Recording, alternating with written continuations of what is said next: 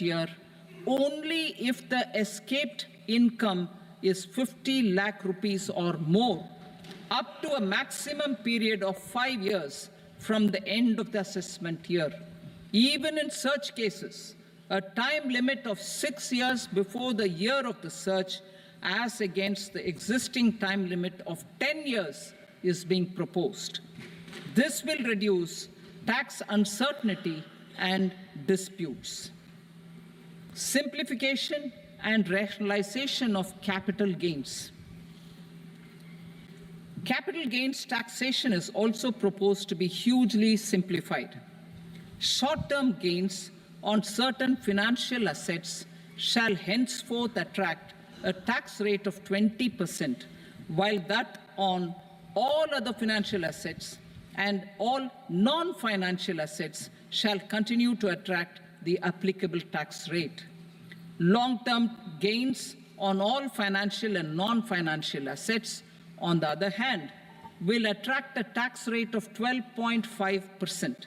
For the benefit of the lower and the middle income classes, I propose to increase the limit of exemption of capital gains on certain financial assets to 1.25 lakh rupees per year. Listed financial assets held for more than a year will be classified as long-term, while unlisted financial assets and all non-financial assets will have to be held for at least 2 years to be classified as long-term. Unlisted bonds and debentures, debt mutual funds, and market-linked debentures, irrespective of holding period, however, will attract tax on capital gains at applicable rates. Taxpayer services. All the major taxpayer services under GST and most services under customs and income tax have been digitalized. All remaining services of customs and income tax, including rectification and order giving effect to appellate orders, shall be digitalized and made paperless over the next 2 years. Litigation and appeals. While our concerted efforts to reduce pendency of appeals at various appellate fora are beginning to show good results, it will continue to engage our highest attention. To dispose of the backlog of first appeals, I plan to deploy more officers to hear and decide such appeals, especially those with large tax effect. For resolution of certain income tax disputes pending in appeal, I am also proposing Vivad Se Vishwas Scheme 2024.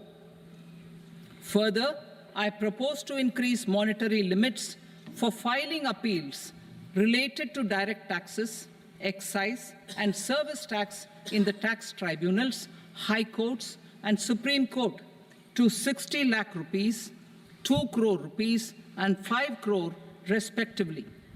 With a view to reduce litigation and provide certainty in international taxation, we will expand the scope of safe harbor rules and make them more attractive. We will also streamline the transfer pricing assessment procedure. Employment and investment. I have a few proposals to promote investment and foster employment. First of all, to bolster the Indian startup ecosystem, boost the entrepreneurial spirit, and to support innovation, I propose to abolish the so-called angel tax for all classes of investors. Second, there is tremendous potential for cruise tourism in India. To give a fillip to this employment-generating industry, I am proposing a simpler tax regime for foreign shipping companies operating domestic cruises in the country. Third, India is a world leader in the diamond cutting and polishing industry, which employs a large number of skilled workers. To further promote the development of this sector, we would provide for safe harbor rates for foreign mining companies selling raw diamonds in the country. Fourth, to attract foreign capital for our development needs, I propose to reduce the corporate tax rate on foreign companies from 40 to 35%. Deepening the tax base. I have a couple of proposals for deepening the tax base. First, security transaction tax on futures and options of securities is proposed to be increased to 0.02% and 0.1% respectively.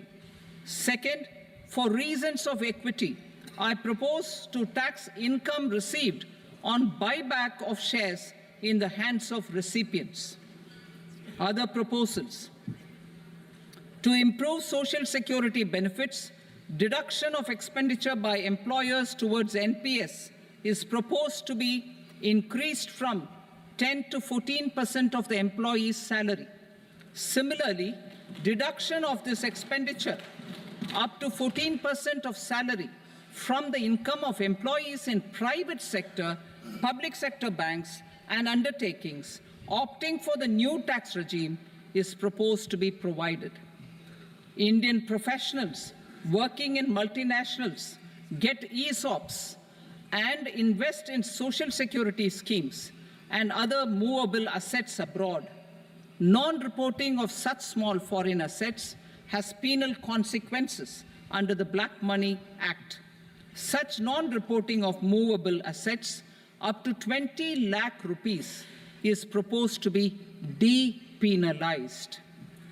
Other major proposals in the finance bill relate to withdrawal of equalization levy of 2%, expansion of tax benefits to certain funds and entities in IFSCs, and immunity from penalty and prosecution to Benamidar on full and true disclosure so as to improve conviction under the Benami Transaction Prohibition Act 1988. Personal income tax. Coming to personal income tax rates, I have two announcements to make for those opting for the new tax regime. First, the standard deduction for salaried employees is proposed to be increased from 50,000 to 75,000 rupees.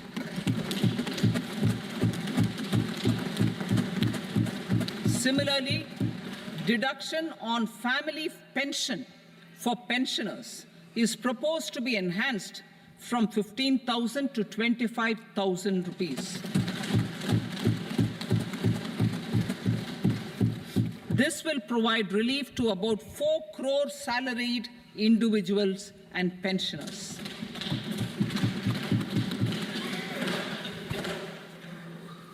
Second, in the new tax regime, the tax rate structure is proposed to be revised as follows. 0 to 3 lakh rupees, nil. 3 to 7 lakh rupees, 5%. 7 to 10 lakh rupees, 10%. 10 to 12 lakh rupees, 15%. 12 to 15 lakh rupees, 20%. And above 15 lakh rupees, 30%. As a result of these changes, a salaried employee in the new tax regime stands to save up to 17,500 rupees in income tax.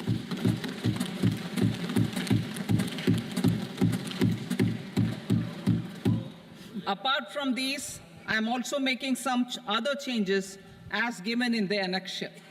As a result of these proposals, revenue of about 37,000 crore, that is 29,000 crore in direct taxes and 8,000 crore in indirect taxes will be foregone, while revenue of about 30,000 crore rupees will be additionally mobilized. Thus, the total revenue foregone is about 7,000 crores annually. Mr. Speaker, sir, with this, I commend the budget to this august House. Jai Hind.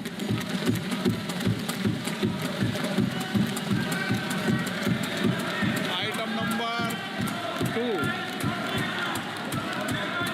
Item number 2.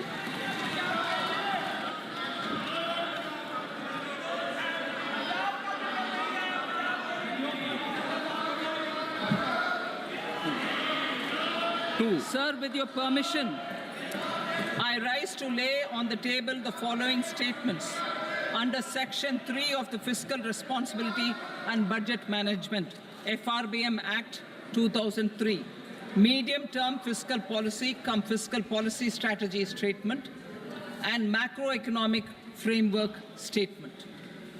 Item number 3.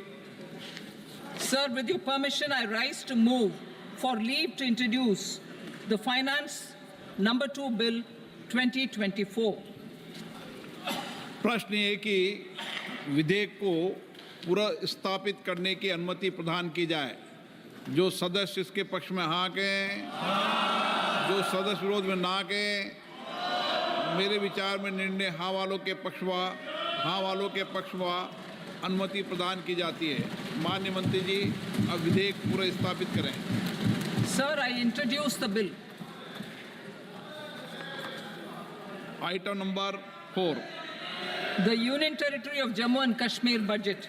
Sir, I rise to present a statement, Hindi and English versions, of the estimated receipts and expenditure of the Union Territory of Jammu and Kashmir for the year 24-25. सभा की कार्रवाई कल बुधवार दिनांक 24 जुलाई 2024 को प्राप्त 11 बजे तक के लिए स्थगित की जाती है।